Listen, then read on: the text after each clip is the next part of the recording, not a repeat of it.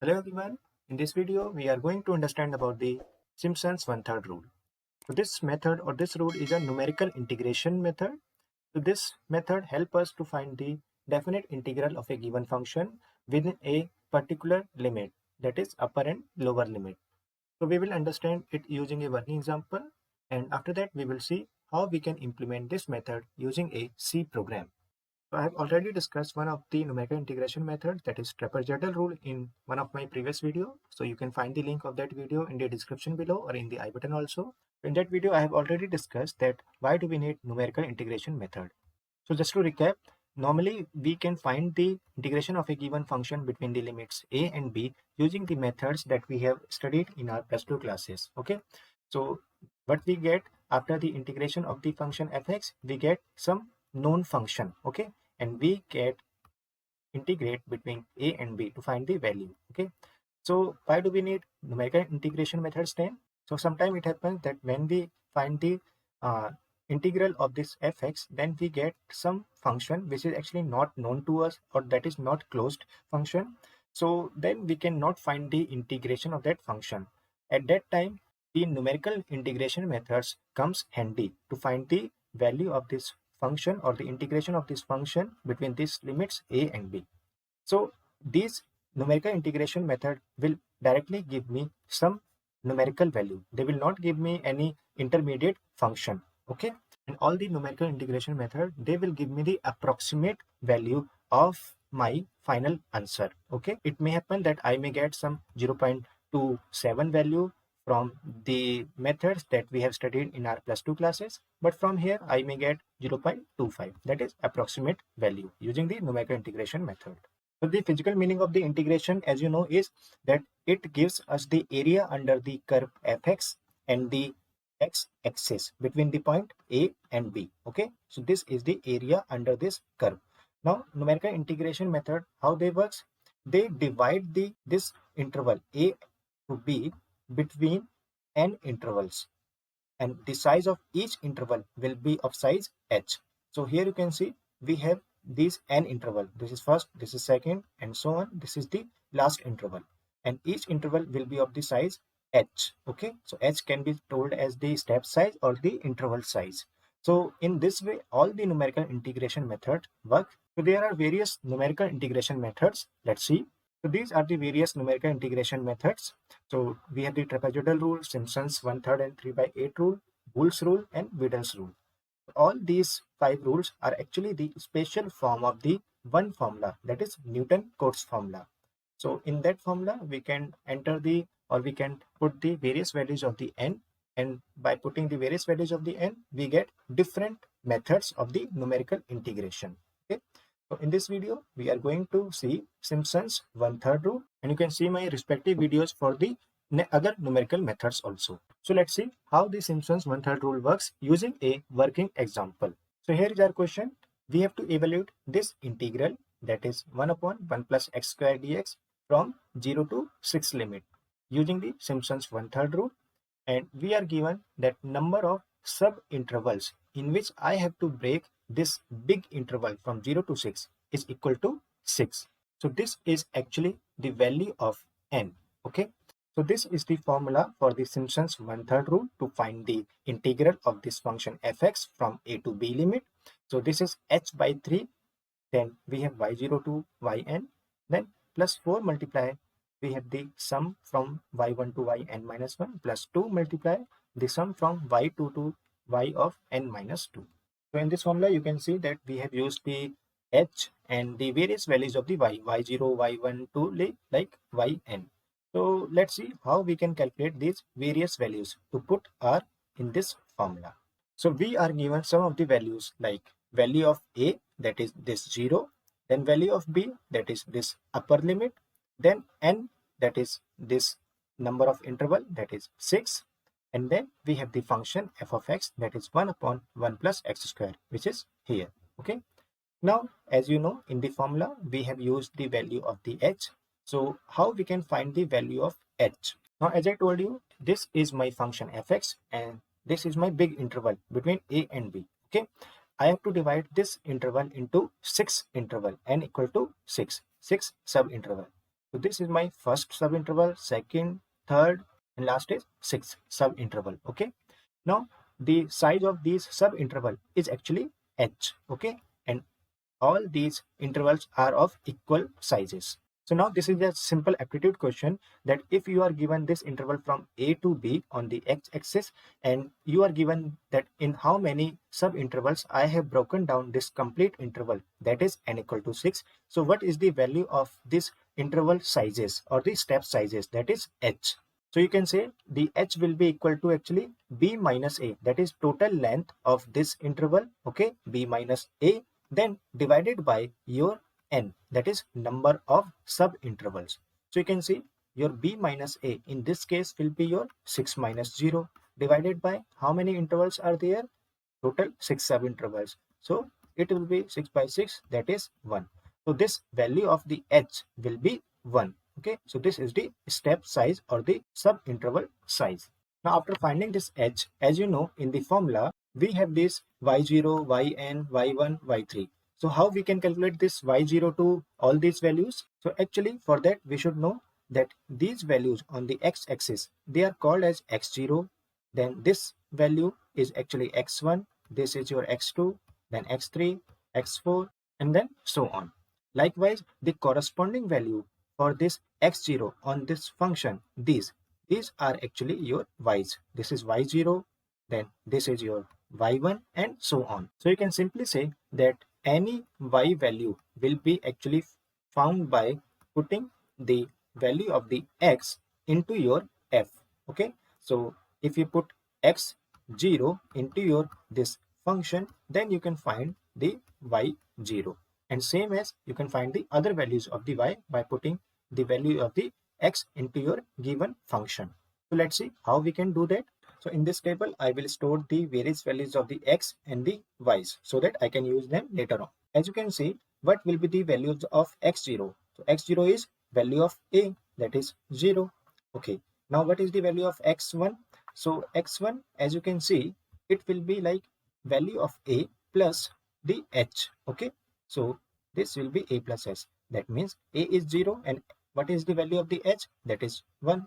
So your this x1 will be your 1. Okay, and it is also like aptitude question that if this is 0, then at the interval size of 1, this will be your 1. Okay, the same way you can see that what will be the value of the x2. So x2 will be your next value of the this one. Okay, so this is like a plus 2h. You can say 0 plus 2 into h is 1, that is 2. Okay, so all these values are the gap of 1 and 1, so they will be like 1, 2, and so on.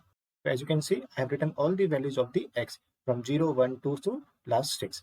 So you may see ki like these values are like simply the counting from 0 to 6, but it may not be the case in other examples where the value of the h is not 1. It may be something other value of h, like from like 0.2 or 0.4, something else. Then you can get some another values of the x like 0, 0.2, 0.4 if h value is something like 0.2. Okay, so the point is you may get some another values of the x also in decimal form, but for this question you will get these values of the x. Now let's find the various values of the y. So the value of y0 will be function value at x0, that is x0 is 0, so function value at 0 will be 1 upon 1 plus 0 square, so it will be like 1. Okay, so I have written the same value here. The same way how we can calculate f1, it will be of f of x1, that is f of x1 is your 1. Okay, so it will be like f of 1, so it will be 1 upon 1 plus x square, 1 upon 2, that is 0.5. The same way we can calculate all the other values from y1, y2, and so on. So I have directly written all the values of the y's. So this is y0, this is y1, this is y2, and so on. And these are your corresponding values of the x from x0 to last is x6, and this is like y6. Okay, so now we have computed various values of the y, and we have also computed the h. So now we can directly apply the formula for the Simpson's 1/3 rule.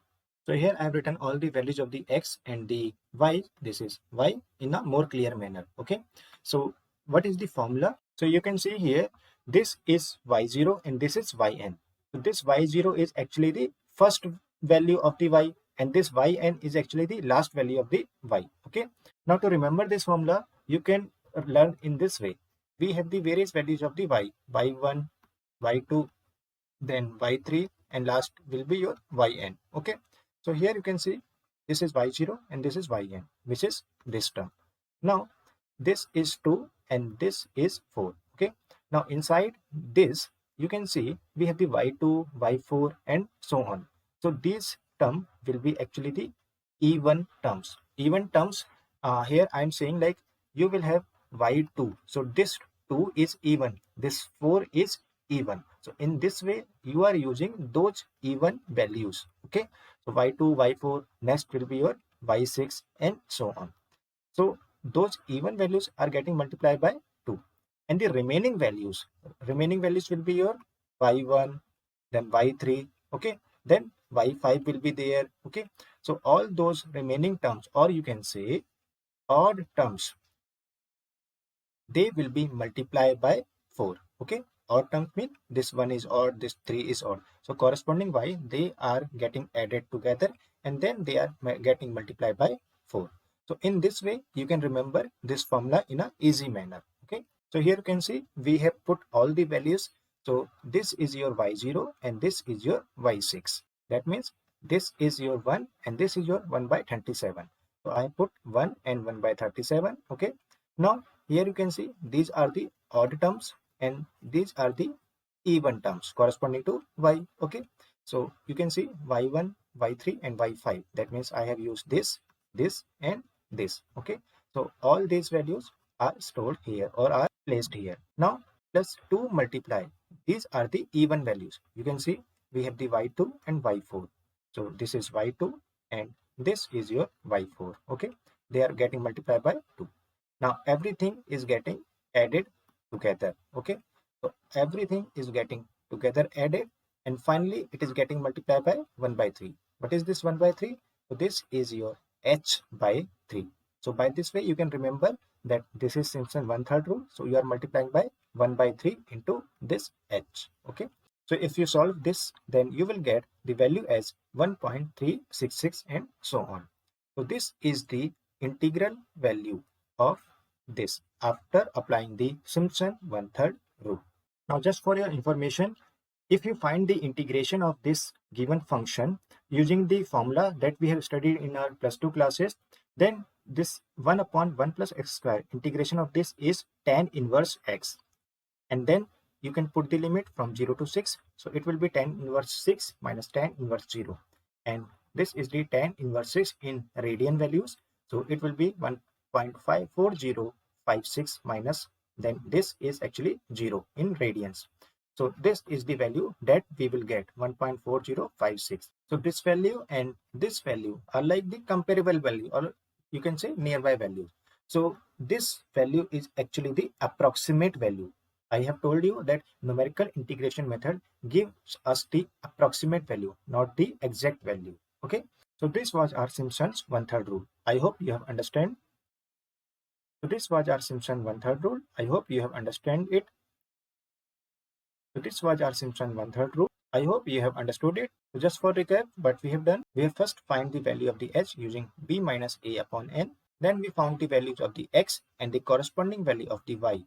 Y is found using the x0 value by putting those values in the function, and after that we put all those values of the y and the h in your Simpson 1/3 rule formula, and then you got this answer. So now let's understand the algorithm and the pseudocode for the implementation of this Simpson 1/3 rule into your C program. As I told you, you will be given some values like a, b, and the number of subintervals and the function. Okay, so you have to ask the user these values.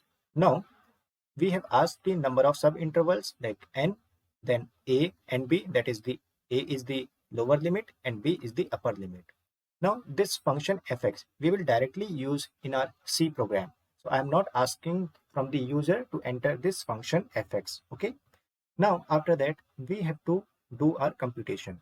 So what we have to do, first we have to find our h, that is b minus a upon n. Okay, and after that we have to find this values from y0 to yn. Okay, and finally we have to use these values and we have to apply this formula. Okay, so this formula was for fx, okay, from limit a to b, and then finally whatever the value we will get from this given formula, we will print the answer as the result. So these are the simple step. Okay, these values you can just scan, and this h you can directly calculate using a single line, b minus a upon n. The most important thing is like how we will calculate these various values of the y's and how we will put into our formula. Okay, so let's see. So actually there are two methods for the like implementation of these steps. And what are those two different methods? So let's see. So this is our first way to implement the Simpson's 1 by 3 rule. So this method is actually similar or exactly similar to what we have seen in our trapezoidal rule. So let's see that. So in this method, we will use actually two arrays. One array to store the values of the x, that means these values of the x 0 to 6, and another array that is y, it will be storing the all the values of these y's. Okay, so this fx is actually y, and after calculating all these x and y, we will apply the formula. Okay, and we will print the result. So as you know, in this question we are given number of sub intervals as 6, that is n equal to 6. But how many values of the x do we need to store? We need to store total 7 values of the x and y also. So here you can see x values are like 0, 1, 2, 3, 4, 5, 6. So total these are 7 values, and the same 7 values we have to store for the y. So the array size for the x and y will be n plus 1, not n. N plus 1 means 7. So x can store 7 values and y can also store 7 values. So these x and y are my two 1D arrays. So here you can see I have taken a loop to store the value of x. Again, to store the value of y, I have again taken a loop. Okay. So here you can see how the flow will go. First, I will compute the values of the x and I will store in this x array. Then I will compute the value of y. To compute the value of y, I will be taking the help of this x array. You can see here, and I will taking the help of this function also. You can see here f function is being used here. So let's see how this flow will go. So here you can see I have taken a loop from I equal to 0 to I equal to n. Okay, that's equal to n. So total how many times this loop will run? So n is 6. Total 0, 1, 2 to 6. That means 7 times this loop will run. Okay. So 7 times I am computing the value of x. So first I will compute x of 0, then x of 1, till x of your 7, right? Because I is going from 0 to you can say 6. Okay, sorry, it is 6. So total 7 values. Now how I can compute the values of these x? So here you can see I have written a plus ih. Okay, so you know what is a and what is h. So here you can see this is actually a and this is actually b. And a is lower limit, b is upper limit. And what is the value of h in our question? So in our question we computed the value of h as equal to 1. So we have seen that this 1 is actually a plus h because it is at the gap of h. Again, 2 can be written as a plus twice of h because from a the distance of this 2 is twice of h. Okay, again, and from 1 the distance is your simply h. Now 3 can be written as a plus 3h. So what does it mean? So a means simply 0. Now a plus h, it means 1. How? A is 0. And what is the value of h? H is 1. So 0 plus 1, 1. A plus 2h means 0 plus. What is the value of h? H is 1. So 2 into 1, 2. So this is 2. So on, I can write this b value as b equal to a plus nh. So you can see n is 6. This is 0 plus 6. H is constant 1. This will be 6. So this way, this x values can be written. So same logic I have used here. Okay. So a is constant. A is always 0. H is always constant. H is 1. I is varying. Okay. So this I means here you can see this is like 0. A plus 0h. So this I is 0. Here it is a plus 1 dot h. I is 1. Here it is I is 2. Here this I is 3. And at last your I is equal to n. So this I is varying from 0 to n.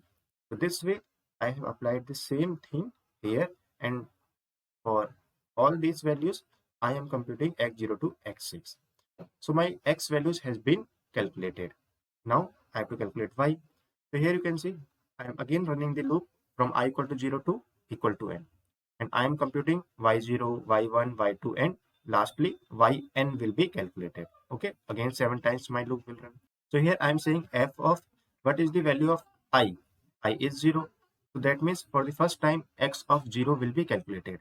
What is the value of x0? X0 is this 0. Okay, so this x f of 0. Okay, so f of 0, that means this function has been used here, and this is taking what? This is taking 0. So 0 means this x value. Okay, so this will give me the value of f of 0, and I will be taking those values, and then I will be storing inside this y0. Now next time I is 1, so my f of 1, sorry, f of x of 1, okay, this will be calculated, f of x of 1. So x of 1, what is the value? X of 1 is actually 1. So that means f of 1 will be calculated. So f of 1 will be given to this function, and this will be giving me the corresponding value. And corresponding f of 1, I am storing inside y of I. Okay, so y of I means y of 1. So y of 1 will be storing this f of x of 1. And so on, all the values of y will be calculated using these x values and using this function. Now after this, what we have to do? We have to just apply the formula and print the result. So here you can see that I am using the values of the y in my formula. So that means I have the array y and all the values are inside the y array. So what I can do to implement this formula? These values are just the addition of the first and the last value. So first will be your y0, okay, and last will be your y of n. So both these values are calculated just in a simple line in a C program, okay. And how the value can be calculated? Y1, y3, and y this. So these value can be added inside a simple loop, and these value also can be added inside a simple loop, okay. And after that we can just apply the formula. Let's say this answer is stored inside p variable, this is inside q, this is inside r. So I can simply apply then this line, then p, then 4 into q plus 2 into r. Okay, so this will be a simple line. So by this way I can implement this formula, and whatever answer will be coming from this line, I will be printing that result. So if we talk about the space and time complexity of this method, then what it will be? So here you can see that space complexity is order of n and time complexity is also order of n. So why space complexity order of n? So it is obvious that we are storing the value of x and y in two arrays, and the size of the arrays is n plus 1, that is equivalent to your n. So that's why we are using two extra arrays, okay. So the space size will be order of n. Now the time complexity is order of n. So you can see this loop is running how many times? N times, okay. And this while loop is running how many times? It is also running n times. So this is of order of n time complexity. This loop is also of order of n time complexity. And to apply the formula, we have to traverse the array y. So that loop will also run like order of n times. So total, if we add order of n, this order of n, and this order of n, so it will be thrice of order of n, and this will be order of n only. This way your time complexity is order of n.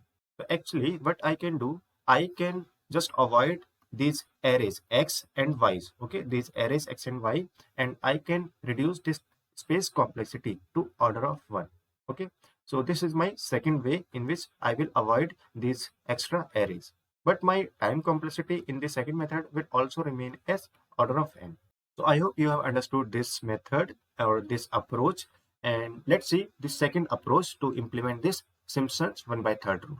So this was our formula, as you know, okay. So I will compute all these values that I need into my formula on the fly, that is directly without using any extra array. So these are the values that we have seen during our working example. Now I have taken a function find value at, okay, and this function is the same function which will be accepting some value of the x, and it will be putting into my this given f of x, okay. So this will be giving me the function values at various x point. Okay, so as you can see, we have this formula, okay, for the Simpson one-third rule. So here we are first adding y0 and yn. So for the time being, we can say this is y0 and yn mean this mean last value. So this will be your y6. Okay, now these are the like odd terms and these are the like even terms. Okay, so to start with, what I can do, I can first compute y0 and then yn. So this is like y0 and this is yn. Okay, so directly I am using this find value add function. So this a is actually this value, okay, a, and this b is actually 6.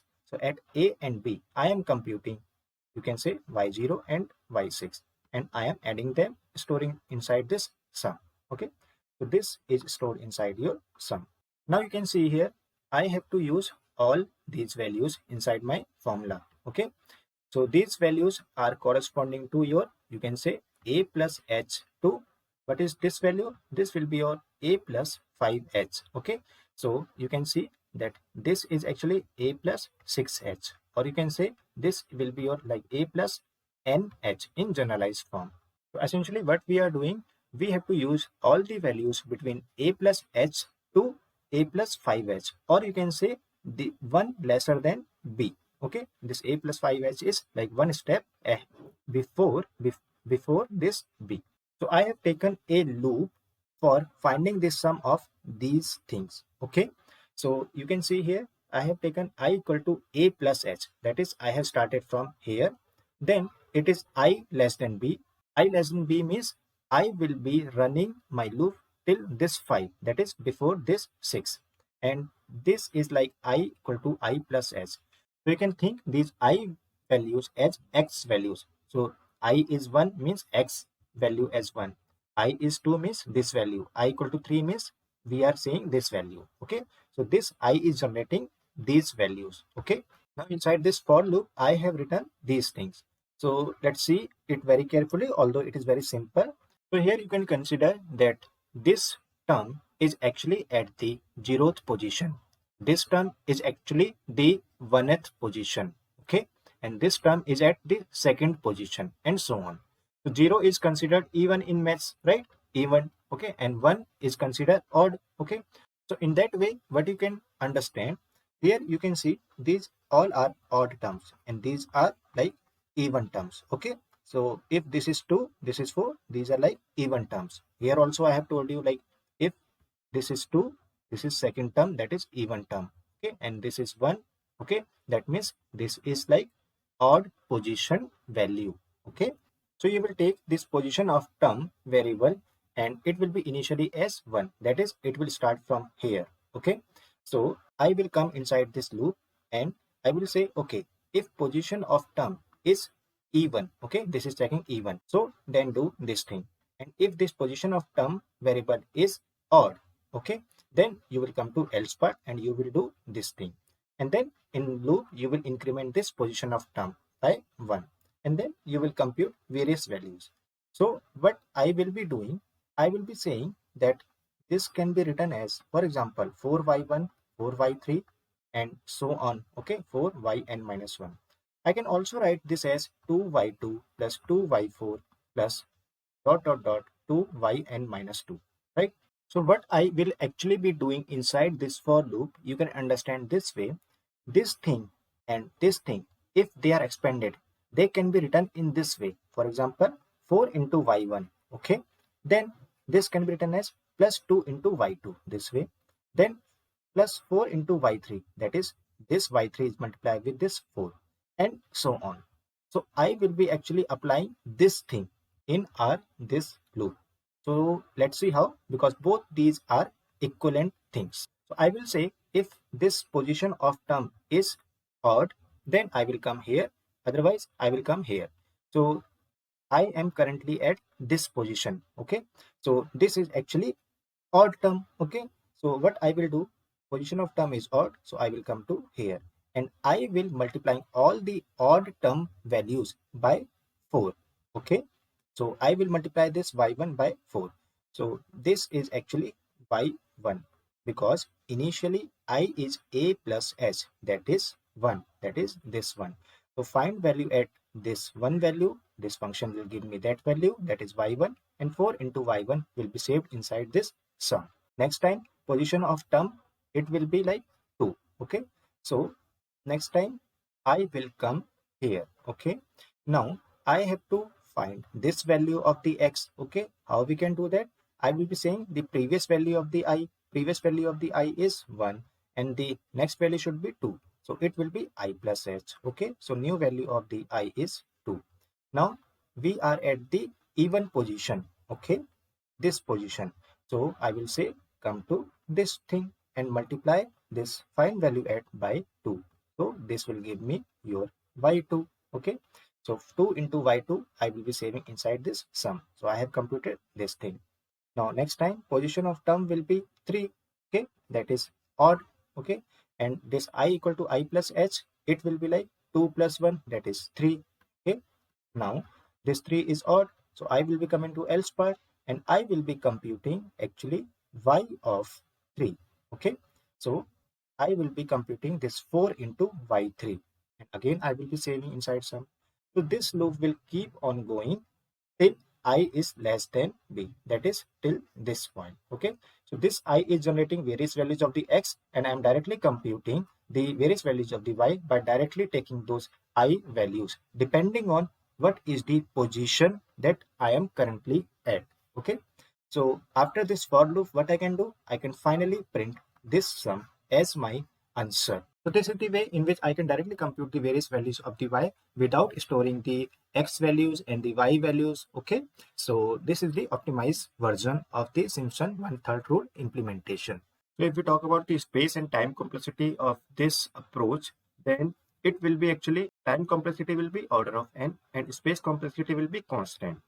So here you can see for the space complexity, then we have not used any extra array or any extra type of any data structure. Okay, so here you can see that we have calculated these x values, y values, everything on the fly. Okay, we have not used any extra arrays like we used in our first approach. Okay, so that's why space complexity is constant order of 1, but time complexity is order of n, because you can see that this loop is running how many times? Order of n times, from a plus s to b. Okay, from here to you can see here, but this will be like total order of n only. Okay, so that's why your time complexity will remain as order of n. So this is the optimized implementation of the Simpson's 1/3 rule. So now I hope you have understood this approach. Now let's see the implementation of this method or this second method in our C program. So this is the C program to implement Simpson's 1/3 rule. So here is our function find value at. Okay, and this is my function 1 upon 1 plus x square. So inside this main function, I have taken the various things. Okay, so you can see here. So first thing is position of term, which is initially 1. Okay, and now I have taken a and b, then n as the input. Okay, then I have done the same computation that I have told you. I have first found the value of the h, and then I am applying the formula from here to here. Okay, so here you can see this is the same code that I have discussed. After this for loop, I have computed first this thing. Okay, I forget to tell you this during the previous thing. Okay, in the pseudocode. So you will directly not print this sum as the answer. You have to first multiply it with h by 3. Okay, so h by 3 means you can directly write as h into sum by 3. This will also be correct. Now after that, you will be printing this sum. So you enter the value of a and b, so it is 0, upper limit is 6, then number of subintervals was 6. We can see value of the integral is 1.366. This is the same value that we were getting during our working example. Okay, so I hope you have understood that how we can implement this Simpson 1/3 rule using a C program, and you have also understood that if you are given this Simpson 1/3 rule, how you can remember the formula. Okay, so if you have any comment, query, suggestion, then you can please write down into the comment box, and do like and share this video, subscribe this channel, and press the bell icon for further notification. See you in the next video. Till then, goodbye.